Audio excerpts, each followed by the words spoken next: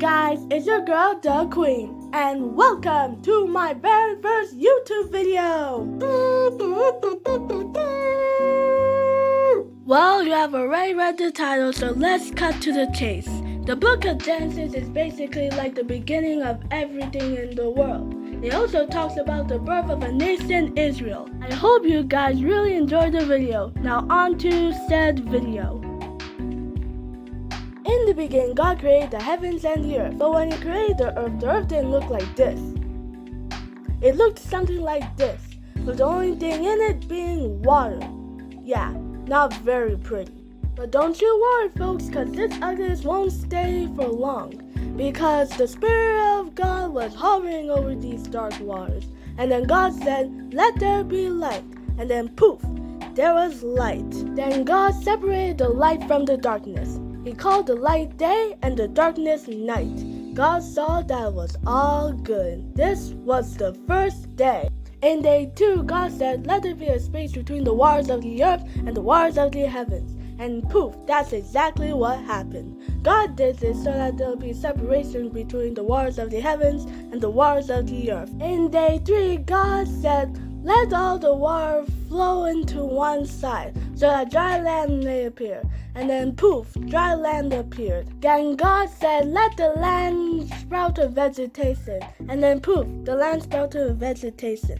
All sorts of seed-bearing plants and trees with seed-bearing fruit. The seeds produced plants and trees of the same kind. And God saw that it was all good. In day 4, God said, "Let there be 2 great lights to separate daytime from nighttime." Poof, that's exactly what happened.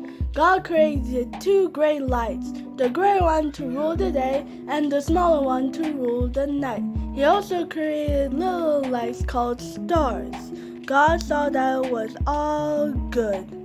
In day 5, God said, "Let the sea be filled with sea creatures and the sky to be filled with birds." And then poof, that's exactly what happened.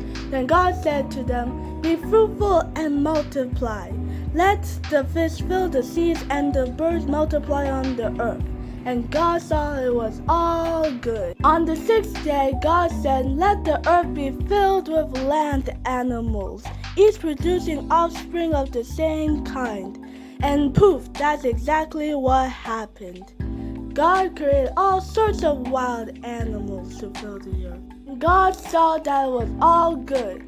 And now, folks, prepare to see the most amazing creation ever to be created by God. Then God said, "Let us create human beings in our own image and in our own likeness. They'll rule over the fish in the sea, the birds in the sky, and the animals on the land." So God created them in His own image. Male and female He created them. And God blessed them and said, "Be fruitful and multiply. Fill the earth and govern it. Rule over the fish in the sea, the birds in the sky, and the animals on the land." Every green plant adds food for the wild animals and the birds in the sky. Everything that has life in it. And that is what happened. God looked over everything He has created, and He saw that it was very, very, very good. And this was the 6th day. And there you have it. Here's part 1 of the book of Genesis Retold. The next video will be about chapter 2 of Genesis. Remember, this is my first video, and if you have any tips to help me improve my content, don't be afraid to tell me in the comments below. And always remember, Jesus loves you. That's all, folks. Peace, and I'm out of here.